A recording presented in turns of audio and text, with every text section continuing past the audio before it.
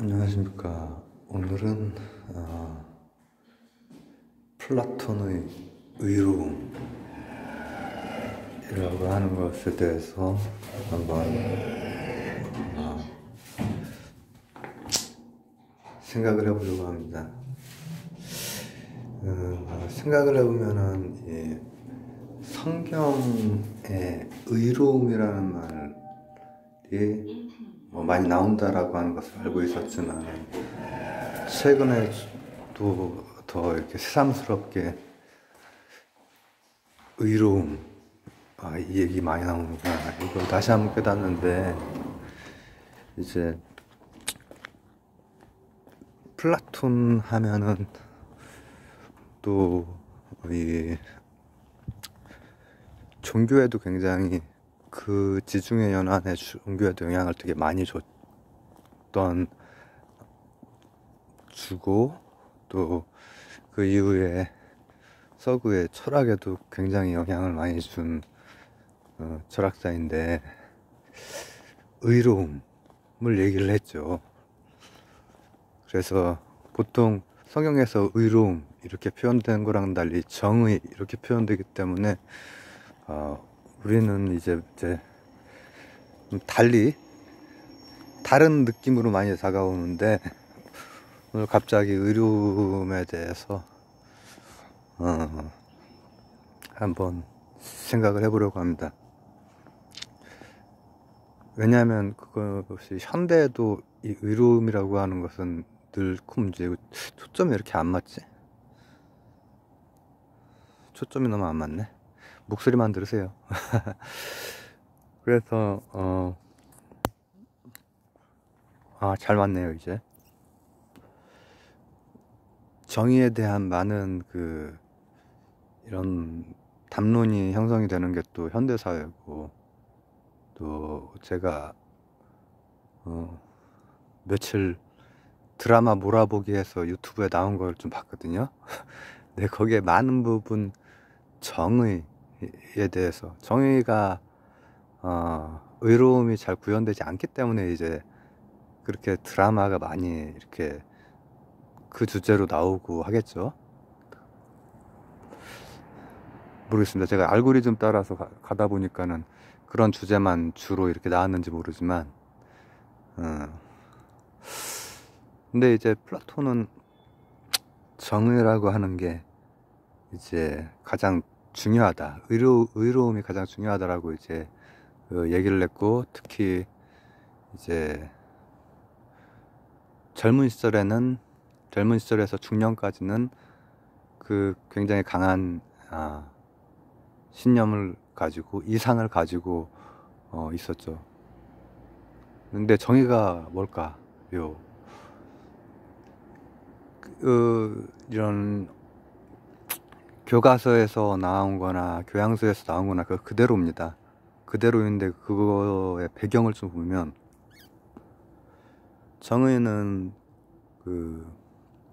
세 가지 덕 중에서 이제 가장 꼭대기, 세 가지 덕이 제대로 조화를 이룰 때, 세 가지 덕은 머리, 또 가슴, 또 배, 즉 인간에게 이런 세 개의 뭔가 그냥 잘하는 테크네가 아닌 아래테 덕이 뭐냐 했을 때, 이성, 그리고 기계, 그리고 욕망, 아니지, 절제지.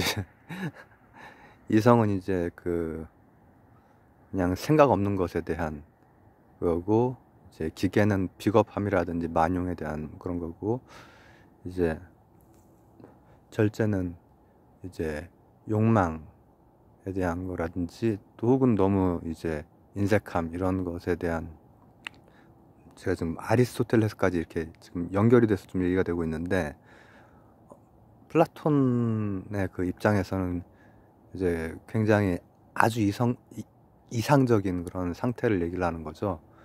이제 아리스토텔레스처럼 현실적으로 계속해서 그 의지가 중요하고 이런 거라기보다는 굉장히 지적인 겁니다.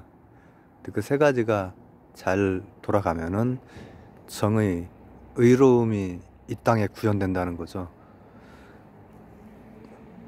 근데 그 국가에서도 마찬가지라는 거예요. 국가도 세 부분으로 나뉘어 있어서 머리에 해당되는 게 이제 정치죠. 근데 뭐 철학자가 정치를 이제 해야 이제 그 이성적으로 한다. 그다음에 이제 가슴에 해당되는 게 군인이고, 그다음에 이제 배에 해당되는 게 이제 생산자 뭐 상인 뭐 이렇게. 사실 그게 그 당시 폴리스의 상황을 반영하고 있기 때문에 폴리스의 이 정치에 대해서 뭐 이렇게 능력 있는 사람들이 이제 그 해야 되고, 그 다음에 폴리스는 늘 위험한, 외부적으로부터 위험한 상황이기 때문에, 그래서 늘 용기가, 그리스 철학에서 용기라고 하는 거는 굉장히 중요한 덕입니다. 좀 현대의 그 상황이랑 이제 좀 다른 그런 사회 구조를 가지고 있었기 때문에, 그걸 또 이제 사람의 몸에 이제 사람이 가지고 있는, 개체들이 가지고 있는 덕이랑 연결시키는 그런 사고가 이제 많이 있죠. 미시적인 것과 거시적인 것을 연결시키고 해서 무리하게 이렇게 좀 전용하고 확장하는 그런 것들이, 인간은 이제 그런 그렇게 생각하는, 뭐 굉장히 효율적으로 생각하는 것이기도 하고, 또 그게 하나의 그 뭐라고 하면 좋을까, 빠지기 쉬운 또 이 사유를 제한할 수 있는 것일 수도 있지만은, 어쨌든 그 플라톤으로서는 이제 그렇게 생각을 했던 거죠. 그래서 당대에 중요했던 이 정치, 철인이 통치해야 된다, 이성이 통치해야 된다라고 하는 거랑, 국방이 굉장히 중요해서, 안 그러면 전쟁을 늘 겪었던 곳이 폴리스이기 때문에, 그 다음에 이제 상공업 생산자라고 하는 게 이제 거기에서 나는 것은 별게 없기 때문에, 올리브유나고 뭐 이러기 때문에 상업 활동을 많이 했죠. 지중해를 이제 통해서. 근데 이들에게도 이들은 그 지배층이 아닙니다. 이 위에 둘, 이성과 기계가 이제 수호자 계층이고, 사람으로 치면 머리와 가슴이 배를 조절해야 된다는 거죠. 식색의 욕구를. 그리고 이제 지금으로 치면은 정치, 그다음 군인, 그다음 재계 이렇게 될 텐데, 좀 이해가 안 가죠. 지금은 배가 제일 중요한데. 지금 요 세상은 그 자본주의 세상이기 때문에, 그렇게 해서 의로움, 그 세계가 조화가 됐을 때 깨지지 않고 어느 한쪽이 막 그 뭐라고 하면 좋을까, 뭔가 부족하게 그 막 자신의 욕망이라든지 부족함에 빠져서 이렇게 균형이 깨지지 않는 상태가 이제 의로움인 거죠. 의로움. 그리고 이제 그런 의로움은 헬레니즘적인 방향으로도 뻗어나가고, 헤브라이즘적인 방향으로도 이제 뻗어나간 거고, 이런 것들을 제가 의로움 그리고 정의에 대해서 생각을 하다 보면은, 결국에 이제 그 공동체의 모습이, 플라톤이 생각했던 공동체의 모습이 그렇게 되면은 위쪽에 수호자가 막 커지지 않아야 되잖아요. 또 밑에를 잘 눌러야 되니까. 근데 수호자 계층은 공유제죠. 공유제. 수호자 계층은 좀 이상하지만은 아이도 공동 양육하고 또 뛰어난 사람들끼리 이런 어떤 문이 열렸습니다. 번식? 인간도 번식을 하니까 그것도 공유제. 그래서 되게 이상한 그 상상을 할 수 있는 그런 공유제인데, 그러면서 지금 제가 이제 그 든 생각은, 인간은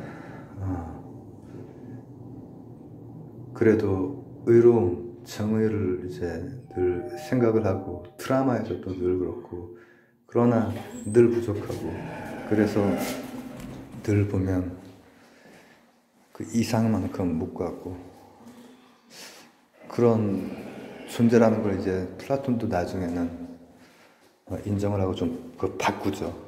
그래서 오늘은 의로움이 뭔가, 의로움이, 그리고 그 의로움에서 그런 의로움을 실험해 보려고 했던 게 또 이 공산제 사회라든지 그런 것일 수 있겠다. 그렇지만 그 이상일 뿐이다.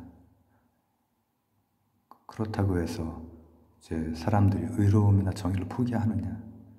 그렇지 않기 때문에 말씀드렸듯이 제가 본 드라마들도 의로움을 그렇게 추구하고, 또 이 자본주의도 계속해서 기워쓰면서 조금이나마 의로움에 다가가려고 하는 게 아닌가. 어두운 면만 있는 건 아니잖아요. 어두운 면도 있고, 그래도 좀 뭔가 밝아지려고 하는 노력들도 있고, 하지만 늘 이상에는 이제 도달하지 못하는, 도달하려고 하는 늘 그 과정이 바로 의로움을 구하는 일이 아닌가. 플라톤 얘기였습니다.